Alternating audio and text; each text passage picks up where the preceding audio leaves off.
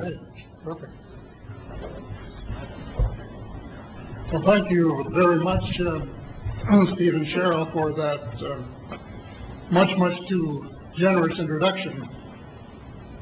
If my late mother were here, being my mother, she would believe every word of it. If my late father were here, being a realist, he would probably wonder who you were talking about.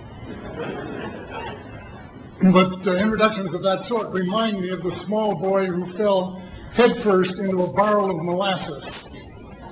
And when they pulled him out, he licked some of the molasses from his face and said, "Lord, make my tongue adequate to this occasion."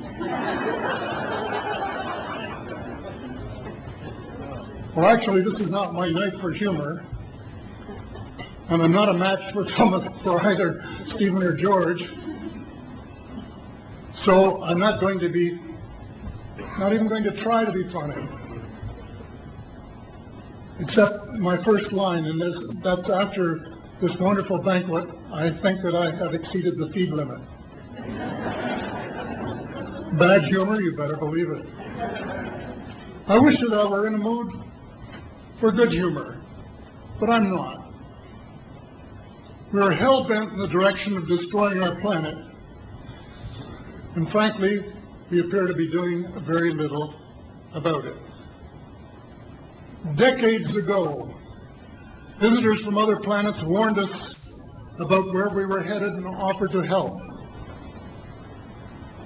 But instead, we, or at least some of us, interpreted their visits as a threat and decided to shoot first and ask questions after. The inevitable result was that some of our planes were lost, but how many were due to retaliation and how many were as a result of our own stupidity is a moot point.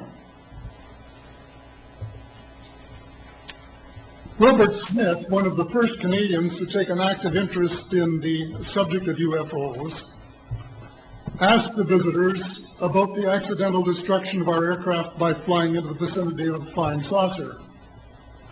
The response, and this is Wilbur's words, "We were informed that although a few of our aircraft had come to an unfortunate end by what they considered the colossal stupidity of our pilots,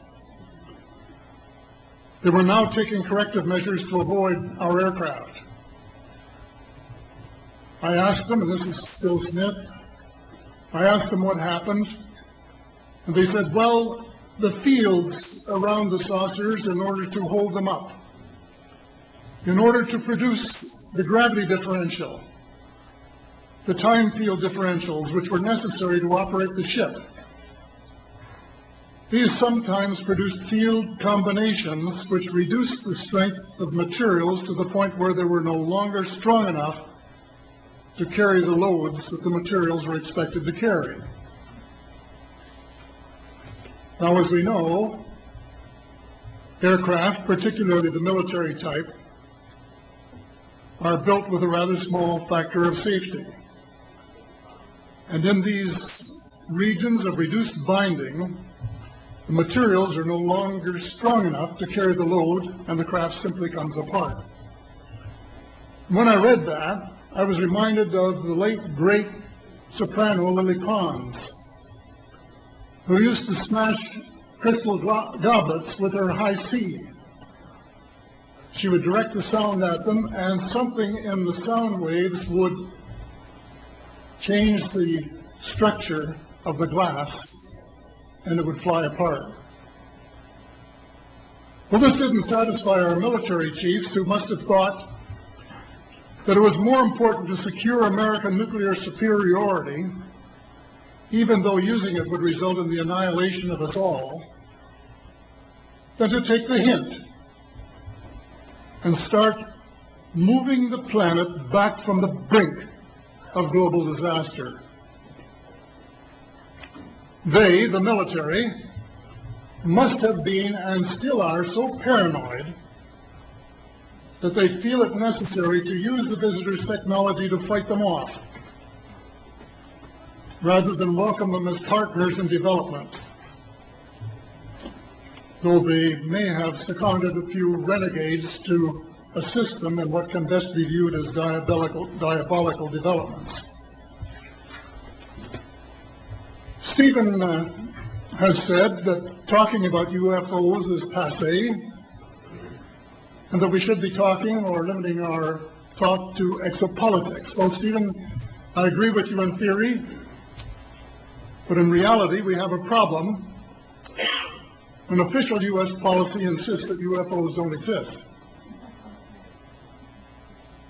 The veil of secrecy must be lifted, and it has to be lifted now, before it's too late.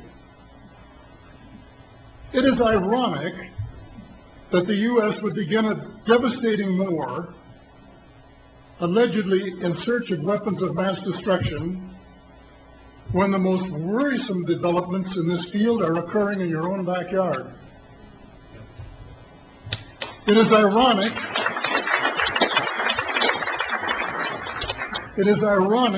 that the U.S. should be fighting monstrously expensive wars in Iraq and Afghanistan, allegedly to bring democracy to those two countries, when it itself can no longer legitimately claim to be called a democracy, when trillions, and I mean thousands of billions of dollars have been spent on projects about which both the Congress and the Commander-in-Chief have been kept deliberately in the dark.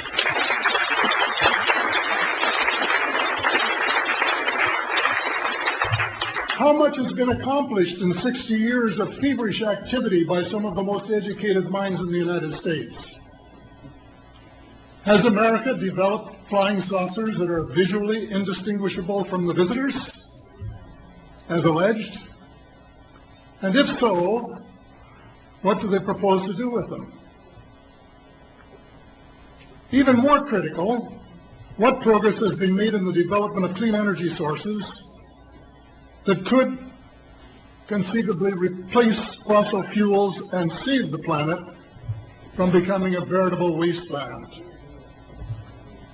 Well, who has the answers? Someone does, but apparently they aren't telling either secretaries of defense or presidents because they don't have, quote, a need to know. In a story told by Dr. Stephen Greer, President Clinton was asked a question by White House reporter Sarah McClendon about why he didn't do something about disclosure. And Clinton replied, "Sarah, there's a government inside the government, and I don't control it." Excuse me, doesn't the Commander-in-Chief and the person who allegedly has their finger on the nuclear trigger have a right to know what his subordinates are doing? The people of the United States who have paid the bills have the right to know. The people of the world demand to know because it is our descendants too whose lives are in mortal danger. It is time for the people of the United States to launch a new war against the evil of lies, deceit, and darkness, and go all out to win the victory of truth and transparency and light. Thank you.